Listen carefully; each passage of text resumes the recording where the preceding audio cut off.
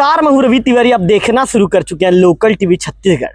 लगभग महीने भर तक जिंदगी और मौत के बीच जंग लड़ते लड़ते 36 साल की उम्र में महीन ने दुनिया को अलविदा कह दिया। मैं आपको बता दूं कि 22 जुलाई को एक सड़क हादसा घटित हुआ था जुगाड़ और इंदाव गांव के बीच में। उस सड़क हादसे में मौके पर ही जो रेंजर हैं अश्विनी दास मुरचुलिया, उनकी मौत हो गई थी, जबकि 7 से 8 कर्मचारी गंभीर रूप से घायल थे, जिन्हें इलाज के लिए रायपुर के एम्स रवाना किया गया था। बताया जा रहा है कि वहां पर महीन का भी उपचार हुआ। महीन ने खुद कहा कि मुझे ठीक लग रहा है, जैसे कि उनके बड़े भाई ने लोकल टीवी से बातचीत के दौरान अभी जानकारी, लोकल टीवी तो नहीं, मुझसे बातचीत के दौरान जानकारी दी थी। इसके बाद परिजन लेकर वापस घर आ गए थे। फिर महीन ने 2-3 दिन बाद कही कि मुझे ठीक नहीं लग रहा है, मुझे लग रहा है कि मेरी तबीयत बिगड़ रही है, मुझे अंदर से कुछ प्रॉब्लम है, इस तरह की बातें कही। इसके बाद परिजन ले उड़ीसा के अलग अलग हॉस्पिटल ले जाकर उपचार करवाया। पिता अंतिम समय तक महीन के साथ मौजूद रहे। भाई चूंकि काम वाले हैं, भाई वीडियो कॉल में रोज संपर्क करते थे कि भाई आपको कैसा लग रहा है, तो महीन कहा करता था भाई मुझे बिल्कुल ठीक लग रहा है, मैं ठीक होकर वापस लौट आऊंगा। पिता की उम्मीदें जिंदा थी और भाई की नजरें ये जानना चाहती थी कि मेरा भाई जल्द ठीक होकर मेरे पास आए और मेरे भाई का मैं हालचाल जानूं। लेकिन पिता की उस उम्मीद भी टूट गई और भाई ने जिस तरह का एक ये अरमान पाला था कि मेरे भाई मेरे मुझ तक वापस लौट आएंगे, भाई की जो आस थी वो आस भी टूट गई। और निश्चित तौर पर आज लोकल टीवी स्क्रीन पर आप देख रहे हैं, पिता और उनके भाई को देख रहे हैं। दोनों उनके बड़े भाई हैं, उनके पिताजी हैं, दोनों दुखी हैं, उदास हैं, क्योंकि महेंद्र की ये जाने की उम्र नहीं थी। 2 बच्चों के पिता महेंद्र हमेशा हंसते मुस्कुराते जिंदा दिल इंसान थे। ग्रामीणों के हर सुख दुख में खड़े हुआ करते थे, परिवार के हर सुख दुख में खड़े हुआ करते थे। तो पहला सवाल उनके पिताजी से पूछेंगे। खैर ये पल तो ऐसा पल है कि जितना ज़्यादा कहा जाए कम है, बहुत दुखद पल है। मैं समझ रहा हूँ दादा आपके लिए बहुत दुखद पल है, लेकिन दादा थोड़ा सा बात करना चाहूँगा आपसे। अच्छा दादा, आप लोग रायपुर एम्स ले गए थे, तो उस समय महीन का स्थिति कैसा था? वहाँ कितना दिन इलाज के रखे? वहीं 2 दिन रहा। हाँ। एक दूसरे पहले दिन गए, दूसरे दिन में अच्छा लगा बोलने से हम लोग घर चले आए। हाँ। उसके पश्चात तो दिखाऊं सर जी, उसके बाद उसके बाद 8 दिन के बाद और बोला पिताजी मुझे अच्छा नहीं लग रहा है, अंदर में चोट लगा है, तो बहुत दर्द हो रहा है, सूजन हो गया, पेट इतना बड़ा फूल गया। फूलने से मैं उसी के हिसाब से Orissa Bhubaneswar hospital, King's hospital इलाज कराने चला गया जी। वहीं चलाते 6 रोज रखा सर जी। 6 रोज के पश्चात वहीं मुझे डिस्चार्ज कर देंगे, आराम हो जाएगा, ये चोट जो लगा है वो कैल्शियम टेबलेट खाने से आराम होगा कहने पर मैंने वापस चला आया जी।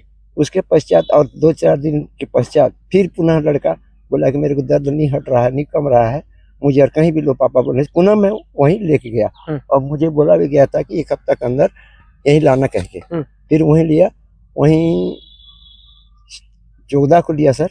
बाद में जी 14 से 20 तक जी 20 तारीख को मुझे लिख दिए कि आपकी लड़का यहीं इलाज होने का लायक नहीं है और कहीं बाहर ले सकते। क्या प्रॉब्लम बताया दादा? वो अंदर जो है क्या गुब्बा भर गया है जी, और कभी भी कुछ हो सकता है और आप यहीं उतना नहीं कर पाओगे, आप छत्तीसगढ़ के आदमी हो, अपने टेस्ट में चले जाओ।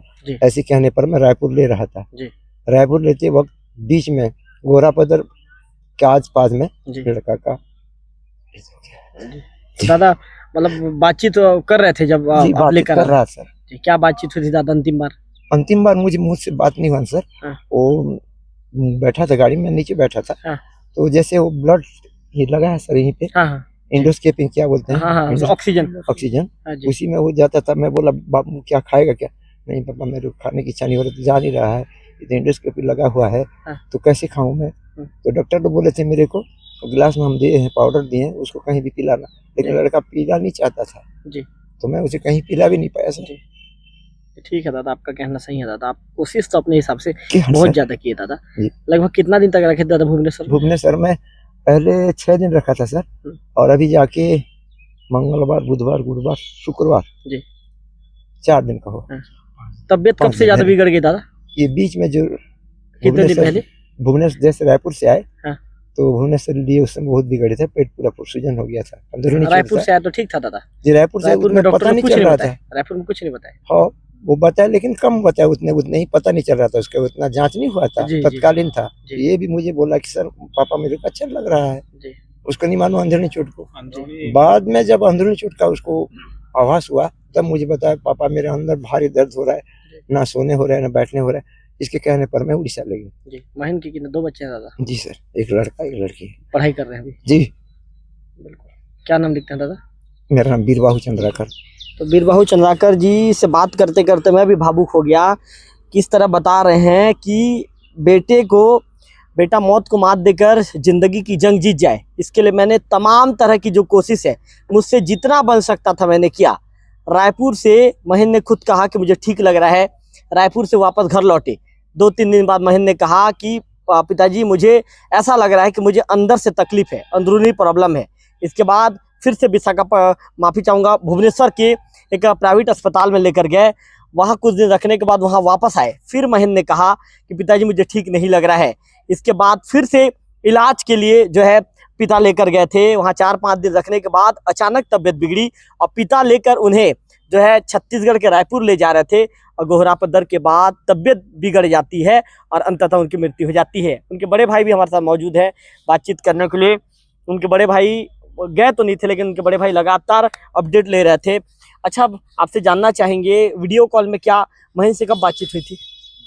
परसों भी बात हुआ था मेरा। जी, क्या बातचीत हुई थी? मतलब मैं फ़ोन करके पूछता था कि कैसे लग रहा है, मैं ठीक हूँ, मैं ठीक हो जाऊंगा भाई, ऐसे बोलता था वो हमेशा। हाँ, ठीक लग रहा है? हाँ, ऐसे ही बोलता था वो। घर में तबीयत जब बिगड़ी तो उस समय क्या स्थिति थी? घर में पेट थोड़ा सा फूला हुआ था, तो वो खुद बोला था कि नहीं मेरा तबीयत फिर से मेरे को लेके जाओ। मैं से लेके गए थे भुवनेश्वर जी। उसके बाद फिर वहाँ पे तबीयत बिगड़ गई। बिल्कुल। सुभाष चंद्राकर मेरा बराबर हो रहा था उसके साथ। हाँ। हर दिन मैं शाम को, दिन में तो नहीं, शाम को मैं हर दिन वीडियो कॉल में बात करता था भाई से। हाँ, हाँ। तो ठीक लग तो रहा है, ऐसा ही बोलता था हमेशा ठीक लग रहा है बोलते थे। अचानक बिगड़ गई तबीयत। बिल्कुल। तो सुभाष जी को आपने सुना, हमेशा ठीक लग रहा है, इस तरह की बातें कहा करते थे। नायक जी मौजूद हैं, उनसे भी बात करना। नायक जी सामने आ जाइए। क्योंकि महेंद्र के विषय में मैं एक बात बता दूं, मैं जब भी वन विभाग जाया करता था तो हमेशा महेंद्र के मुंह से एक चीज निकलता था, महाराज नमस्कार। इसके बाद मुस्कुरा कर जब मैं पूछता था कि महेंद्र कैसे हो, हमेशा मुस्कुरा कर रिप्लाई देता था। महेंद्र इतने अच्छे नेचर का लड़का था, मैं बता दूं कि हमेशा मुस्कुरा कर। विभाग में भी महेंद्र ने लगभग 10-12 साल तक नौकरी किया, किसी के साथ कोई संबंध खराब नहीं था उनका। हर व्यक्ति के साथ इतने शानदार तरीके से महेंद्र की मित्रतापूर्ण व्यवहार थी। जब भी कोई नए अधिकारी की भी पोस्टिंग होती थी तो कुछ दिनों में ही महेंद्र को इतना उभा जाता था कि हमेशा अधिकारी महेंद्र ही कहे करते थे। महेंद्र उस दौरान भी अपनी ड्यूटी में थे। जो दिवंगत रेंजर हैं उन्हें लेकर वो वापस हुए जब गरियाबंद से देवों की ओर लौट रहे थे और उनके साथ ये अनहोनी घटना घट गई। नायक जी, महेंद्र को कैसे याद करना चाहेंगे? वो एक अच्छा लड़का था, मेरे घर के सामने ही रहता था। जी बिल्कुल। नायक जी कहते हुए नायक जी भी रो पड़ते हैं, उनके आंखों से आंसू बह रहे हैं। सोरी जी से एक बार बातचीत करना चाहेंगे, क्योंकि सोरी जी के साथ भी महेंद्र का एकदम मित्रतापूर्ण व्यवहार था। 12 साल तक आपके विभाग में जिसने सेवा दी, आज हम सबके बीच नहीं रहे, बहुत ही कम उम्र में दुनिया को अलविदा कह दिया। महेंद्र को कैसे याद करना चाहेंगे? महेंद्र के साथ ऐसा कोई यादगार पल है क्या जो लोकल टीवी में शेयर करना चाहेंगे? जी, बहुत अच्छे के हमारे जो वाहन चालक थे ही लगभग 12 सालों से सेवा दे रहे थे, और मैं 2018 से ही जब मेरा पोस्टिंग हुआ तब से मैं भलीभांति उनको जाता हूँ। हमेशा हर बात मानते ही थे कि कहीं जाना है महीना अचानक है ना ड्यूटी जाना है तो कभी मना नहीं करते थे कि ठीक है सर है ना मैं तैयार हूँ। रात हो दिन हो 24 घंटा। ऐसा नहीं है कि मैं अभी आया हूँ सर नहीं जाऊँगा, ऐसा कभी नहीं बोले थे। हमेशा तत्पर रहते थे, मतलब आप लोग के सारथी के रूप में हमेशा तैयार रहते थे। हमेशा तैयार रहते थे। उनको बहुत दुख हो रहा है कि हमारा एक है ना साथी इस तरह घटना में खो दिया है। जी जी, काफी बहुत अच्छे सरल स्वभाव के थे। बिल्कुल। देखिए विकी, नायक जी को दिखाइए, आप समझ सकते हैं पिता और भाई तो रो ही रहे हैं, लेकिन महेंद्र ने अपने विभाग में अपनी कितनी अच्छी छवि बनाई थी। महेंद्र ने अपने विभाग में क्या कमाया था, इससे पता चल सकता है कि नायक जी जो है लगातार फपक कर रो रहे हैं। नायक जी ज़्यादा बात भी नहीं कर पाए। महेंद्र के विषय में एक शब्द कहने के बाद नायक जी रो पड़े। मैं आपको बता दूं कि महेंद्र को भी मैं पिछले 6-7 सालों से जानता था। महेंद्र ने कभी भी अपने जीवन में नौकरी को लेकर हमेशा पूरी ईमानदारी के साथ महेंद्र ने सेवा की, पूरी कर्तव्य निष्ठा के साथ उन्होंने सेवा की। उनके जीवन में बहाना नाम का कोई शब्द नहीं था। बहुत अच्छी बात सूरी जी ने कही। हमेशा जब भी किसी भी तरह की वन विभाग को कार्रवाई करनी होती थी या अधिकारी को मीटिंग जाना होता था या विभाग का किसी भी तरह का काम होता था, महेंद्र रात को 12 बजे भी, चाहे वो बारिश हो, ठंड हो, किसी भी तरह की विषम परिस्थिति हो, महेंद्र 12-15 किलोमीटर दूर अपने घर सांसखोल में रहा करते थे, लेकिन महेंद्र देर रात भी ड्यूटी में पहुंच जाते थे। और महेंद्र कई बार, जब मैंने जो है पिछले दिन लकड़बग्गा वाला भी खबर चलाया था, उस दौरान महेंद्र रात को 12 बजे, 1 बजे, 2 बजे रात तक सूरी जी और नायक जी के साथ गश्त करते हुए नजर आए। वो इतने अच्छे कर्मचारी थे, इतने कर्मठ कर्मचारी थे। निश्चित तौर पर वन विभाग ने, हालांकि वो संविदा के बेस पे पदस्थ थे, लेकिन वन विभाग ने अपने बहुत अच्छे कर्मचारी को खो दिया। महेंद्र चंद्राकर हमेशा वन विभाग के कर्मचारियों के दिलों में जिंदा रहेंगे। कहते हैं कि व्यक्ति चला जाता है, लेकिन उसके जो अच्छे कारनामे हैं, उसके जो किए हुए अच्छे कार्य हैं, वो जीवन भर यादगार रह जाता है, जीवन भर याद रह जाता है। तो निश्चित तौर पर मैं आपको बता दूं कि इस मामले को लेकर जो देवोक थाने के जो प्रधान आरक्षक है विजय मिश्रा जी भी यहाँ पर पहुँच गए हैं। आप देख रहे हैं विजय जी जमीन पर बैठकर जो अपनी लिखा पढ़ी की जो कार्रवाई है विजय मिश्रा जी के द्वारा किया जा रहा है। तो मैं आपको बता दूं कि ये मामला इंदा गांव थाने का है, लेकिन देवोक पुलिस यहाँ पर जो है अपनी जो कार्रवाई है, जो है पूरी सुनने पर यहाँ पर देवोक पुलिस की टीम जो है लिखा पढ़ी करेगी। इसका अग्रिम जो है इस मामले को जांच के लिए जो इंदा गांव थाने को प्रेषित किया जाएगा, क्योंकि ये इंदा गांव थाने का मामला है। तो विक्की से कहूँगा विक्की, एक बार आप कैमरा घुमा दीजिए, चारों तरफ एक बार आप कैमरा घुमा दीजिए। विजय मिश्रा जी को लोकल टीवी की स्क्रीन पर आप देख रहे हैं। विजय जी अपनी लिखा पढ़ी की कार्रवाई में व्यस्त हैं। चूँकि जो है पुलिस की लिखा पढ़ी की कार्रवाई जैसे ही पूरी होगी, इसके बाद फिर चिकित्सक की टीम आएगी और पीएम की प्रक्रिया यहाँ पर शुरू कर दी जाएगी। तो निश्चित तौर पर मैं लोकल टीवी की स्क्रीन पर आपको महेंद्र के विषय में पूरा विस्तार बता रहा था, डिटेल बता रहा था। पिछले 22 जुलाई की ये घटना है। 22 जुलाई को एक बार फिर से लोकल टीवी के दर्शकों को बता दूं, 22 जुलाई को इंदा गांव और बुलघेल टप्पा के बीच में एक ट्रक खड़ी रहती है। वन विभाग का बोलेरो उस ट्रक से टकराता है। इसके बाद मौके पर ही जो रेंजर है अश्विनी दास मुरचुलिया दम तोड़ देते हैं। करीब 8 कर्मचारी घायल होते हैं। तुरंत वन विभाग के जिम्मेदार अधिकारी तत्काल आनन फानन व्यवस्था करके इन्हें रायपुर में एडमिट करवाया जाता है। रायपुर एम्स में इन्हें इलाज के लिए भेजा जाता है। वहां पर बेहतर इलाज के लिए अधिकारी वर्ग लगातार बातचीत भी करते हैं और आपस में समन्वय स्थापित करके रायपुर एम्स तक घायलों को भेजा जाता है। महेंद्र 2 दिन बाद कहते हैं कि मुझे बिल्कुल ठीक लग रहा है। इसके बाद पिता उन्हें लेकर वापस देवोक की ओर आते हैं। देवोक के अपने घर तक पहुंच जाते हैं। घर में लगभग 4-5 दिन तक रहने के बाद महेंद्र, जैसे कि महेंद्र के पिता ने लोकल टीवी से बातचीत के दौरान बताया, कहते हैं कि मुझे ठीक नहीं लग रहा है। इस तरह की बातें अपने पिताजी से महेंद्र कहते हैं। इसके बाद पिता लेकर भुवनेश्वर के एक निजी अस्पताल में ले जाकर उपचार करवाते हैं। वहां पर कुछ दिनों तक उपचार चलने के बाद फिर से महेंद्र वापस घर लौटते हैं।